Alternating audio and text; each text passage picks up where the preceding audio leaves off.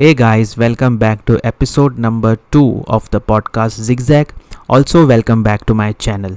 मेरा एक सब्सक्राइबर हो गया है वैसे.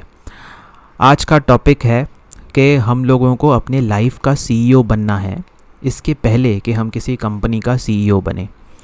लाइफ का सीईओ बनना इम्पॉर्टेंट इसीलिए है क्योंकि जब हम अपने लाइफ की ओनरशिप लेंगे तो हम अपने लाइफ के सारे डिसीजंस खुद लेंगे और हम उस डिसीशंस के जो रिजल्ट्स होंगे या कॉन्सिक्वेंसेस होंगे उनको भी एक्सेप्ट करेंगे with we being responsible for the result. So life का सीईओ बनना इम्पॉर्टेंट इसीलिए है क्योंकि अक्सर जब हम लाइफ में फेलियर्स फेस करते हैं, चाहे वो पर्सनल लाइफ हो, प्रोफेशनल लाइफ हो या फिर फाइनेंशियल डिसीजंस हो, हम किसी और के ऊपर ब्लेम डालना शुरू कर देते हैं. तो एक एक एग्जांपल देंगे हम इन तीनों एस्पेक्ट्स के बारे में.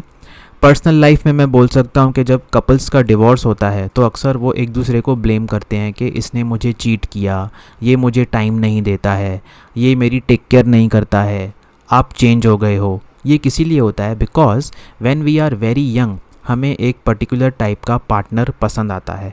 जैसे कि हमें ब्यूटीफुल लड़की पसंद आती है या कोई हैंडसम लड़का पसंद आता है.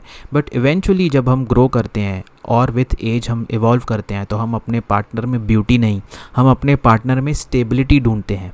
हो सकता है जो हमारा पार्टनर है वो अभी तक इवॉल्व नहीं हुआ है, इस वजह से there is difference of opinion created between the partners. ये difference of opinion financial disagreements तक पहुंचता है, ये डिफरेंस ऑफ ओपिनियन वायलेंस तक पहुंचता है और eventually two people separate which is very painful. और अक्सर दोनों एक दूसरे को ब्लेम करते हैं, लेकिन उन्हें ब्लेम किसको करना चाहिए? उन्हें ब्लेम खुद को करना चाहिए for choosing the wrong partner और for not choosing the right partner जिसका लाइफ के तरफ सिमिलर आउटलुक हो.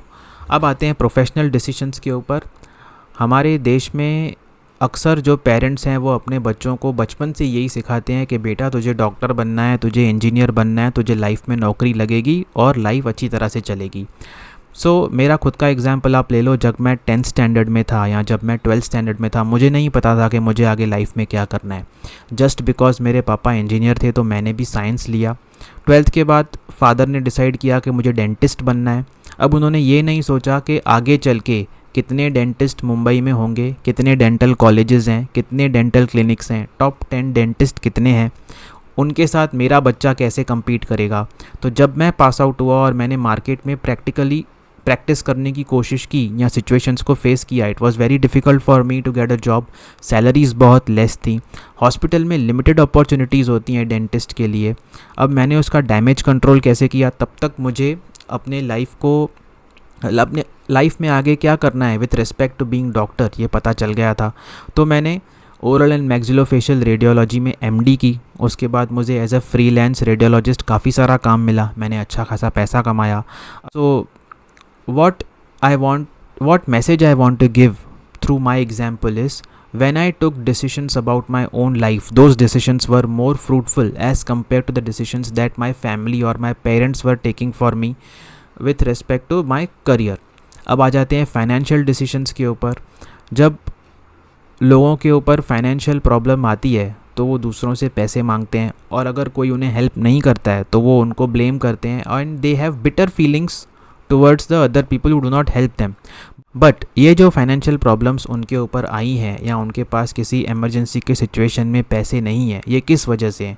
क्योंकि उन्होंने जब ज़रूरत थी तब पैसों को ज़्यादा खर्च किया, पैसा उड़ाया, अनवांटेड चीज़ें खरीदी और उस पैसे को बचाया नहीं या इन्वेस्ट नहीं किया.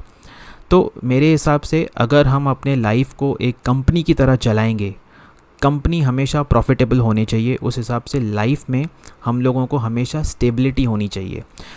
CEO क्या करता है? CEO कभी ज़्यादा रिस्क नहीं ले सकता है अपने कंपनी को लेकर क्योंकि काफ़ी सारे लोगों ने कंपनी में पैसा इन्वेस्ट किया होता है, काफ़ी सारे लोगों को एम्प्लॉयमेंट मिलती है उस कंपनी की वजह से. सिमिलरली हमें भी अपने लाइफ के बारे में वो डिसीजंस लेनी है जैसे कि हमारी लाइफ स्टेबल रहे, हमें अच्छा खासा स्टेबल इनकम आता रहे हमारे अकाउंट में, हमारी हेल्थ अच्छी रहे. बिकॉज लाइफ एंड मनी और health have a very simple rule, you take care of me today and I will take care of you tomorrow. So this was my small episode wherein once we become CEO and take ownership of our own life without blaming others, definitely आपको improvement दिखाई देगी। हर एक decision लेने से पहले आपका analysis करना उस करंट सिचुएशन, करंट डिसीजन का बहुत ज़रूरी है। ये अगर मैं डिसीजन लूँगा उसका रिज़ल्ट क्या होगा, अच्छा रिज़ल्ट क्या होगा, बुरा रिज़ल्ट क्या होगा और बहुत बुरा रिज़ल्ट क्या होगा। आप हमेशा बहुत बुरे रिज़ल्ट के लिए रेडी रहिए, बहुत अच्छे रिज़ल्ट के लिए होपफुल रहिए। Thank you for watching this episode. I hope आपने इस एपिसोड से कुछ ना कुछ सीखा। अगर 10 to 15% भी आपने कुछ सीखा है तो आप मेरे चैनल को लाइक, सब्सक्राइब और शेयर कीजिए। Thank you.